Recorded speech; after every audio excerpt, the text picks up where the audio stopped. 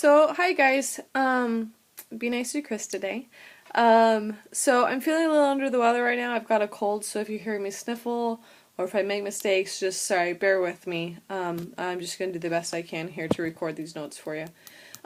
So you're on a new unit, and it's all about parallel lines and transversals. So the first learning target is I can classify angles formed by a transversal, and specifically I can name angle pairs formed by lines and transversals. And the second one is I can classify angles formed by a transversal in connection to applications. So there's a lot of vocabulary in this, but most students pick it up pretty easy, so I won't worry about it. So the first definition is just what parallel lines are. And you should be familiar with what parallel lines are already, but to be formal about it, we say that it's two lines that are coplanar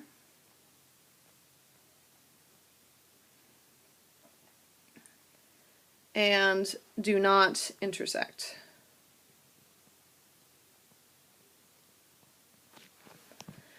So right here I put the notation for you of what it would look like. So that means that line AB is parallel to CD. So those two kind of like they draw two little parallel lines between the letters. So the second vocabulary term is perpendicular lines. So that is when two lines intercept at a 90-degree angle.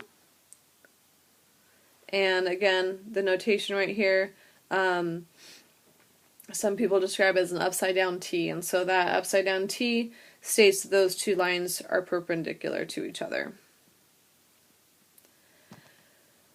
Alright, then, so what a transversal is. A transversal is a line that intersects two or more coplanar lines. So coplanar lines at two different points. So in our drawing that we have here, you'll see this kind of italicized T right here, and so that is T for transversal. It won't always be T, but in this case I labeled it T. So let's make a note that that is the transversal. And the two lines that is crossing, obviously we could label those if we wanted to, like that's line A and that's line B. Sometimes those labels will be on there, sometimes they won't. So as we go on, we're going to use that figure as we go through the definitions of the next few vocab terms. It won't be on my paper, but it will be on yours to refer back to. So, alright, so the first one is corresponding angles, and this one I gave you the whole definition for already. So it's two angles that occupy corresponding positions. So corresponding, when two things correspond, it means that there's a connection between them, and in this case the direct connection is they're like in the same spot. So on our figure that we have, like angle 1 and angle 5 would be corresponding angles because they're kind of in that upper left-hand corner of the two lines when it's cut by that transversal. So my example would be that angle 1 and angle 5 would be corresponding.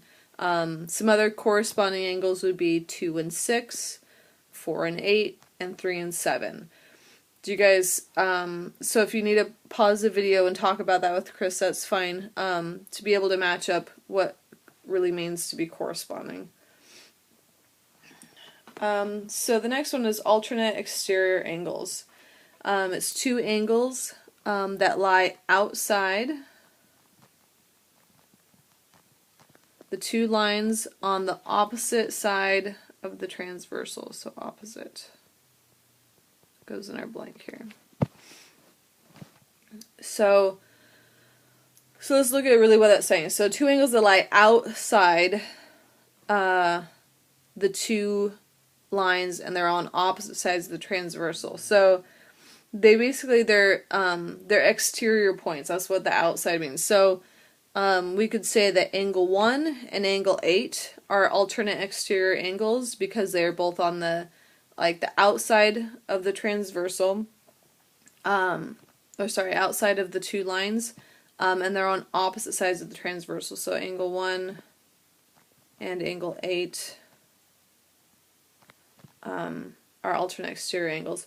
And just to go back and clarify something, I'm going to go back to the previous slide here, and I want to shade in what I mean by the interior and exterior. So this stuff in here, that is considered the interior. It's inside the two lines. And the exterior, anything that would be considered the exterior, I need to pick a new color here.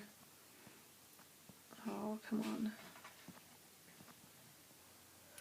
Okay, and so the exterior angles would be anything here that I'm shading in yellow.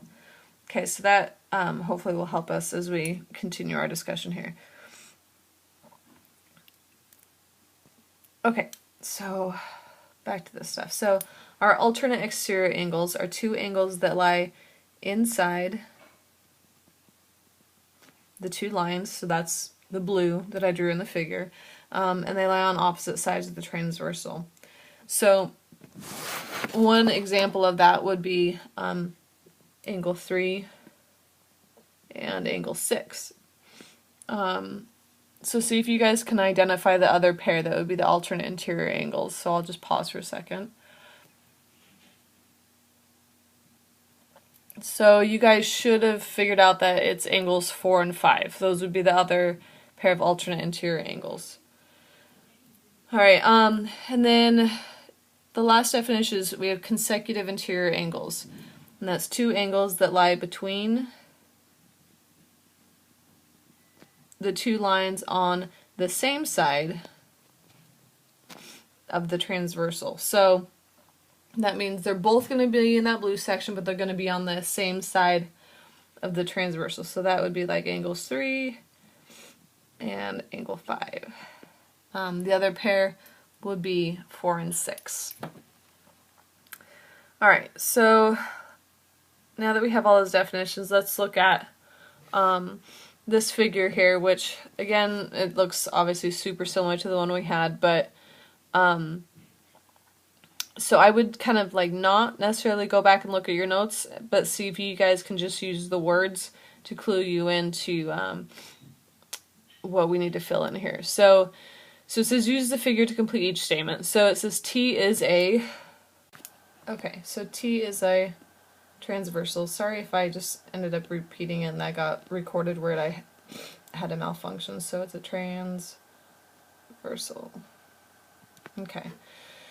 So then if we look at angles 1 and 7, so I noticed that they're both on the exterior of the two lines, but they are not on opposite sides of the transversal. So what I would say is that these are just exterior point angles. So just exterior.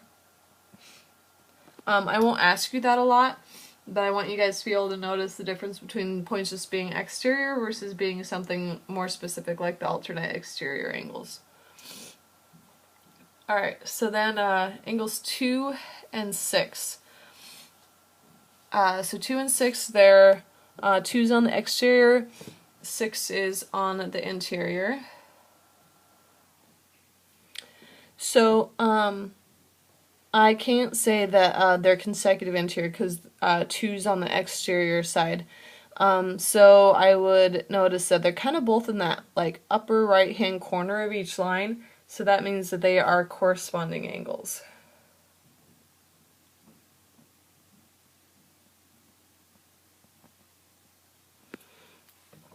Okay, so 4 and 5.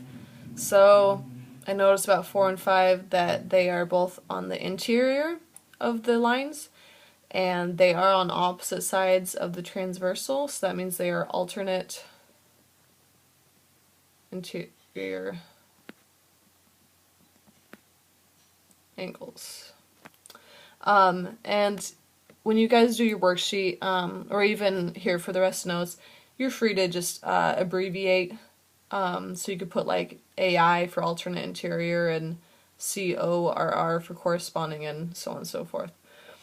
Alright, so then A and B, we just say that A and B, they're just our lines. Nothing fancy on that one.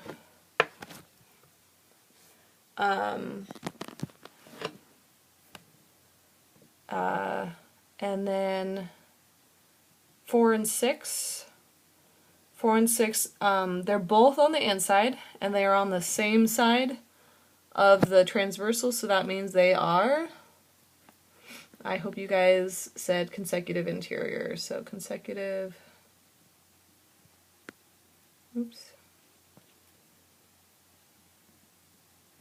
So they're consecutive interior. Okay.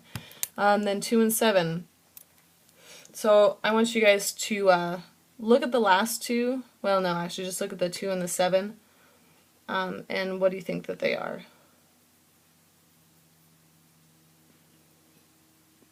Alright, so you guys should have gotten that they're alternate exterior angles. Alright, and the last two, 5 and 6. So 5 and 6 sit right next to each other, and they're both on the inside. So this is just another basic one. It's not a fancy one, we're just saying that they're interior points. Or interior angles, sorry.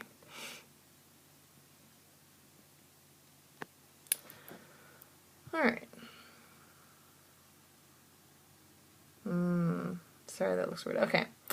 So, now we're to example B. So it says, identify the transversal connecting each pair of angles in the photo of the fire escape shown. Then classify the relationship between each pair of angles.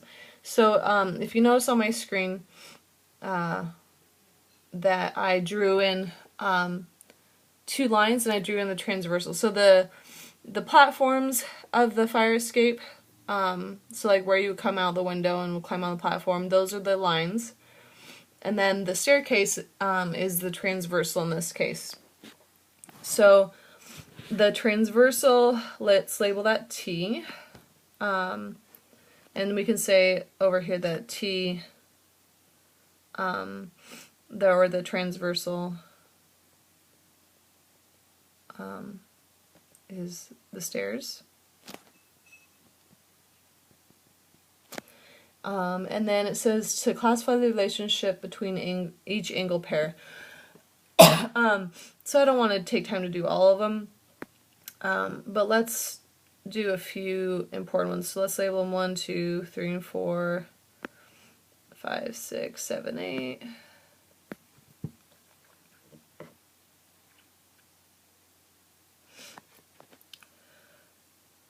Alright, so what would be a pair of alternate interior angles? So you guys could have said like angle 3 and angle 6. Whoa, that's a weird looking 6. You could have also said 4 and 5, and those would have also worked. What about corresponding? So you could say like angle 8 and angle 4. And let's just do one more. Let's do consecutive interior. So consecutive interior angles would be angle 4 and angle 6, or you could have said angle 3 and angle 5. Alright, so that is the end of notes. Your assignment is, I believe, the next 2 pages. Chris has the information, and good luck, and be nice to Chris. Bye.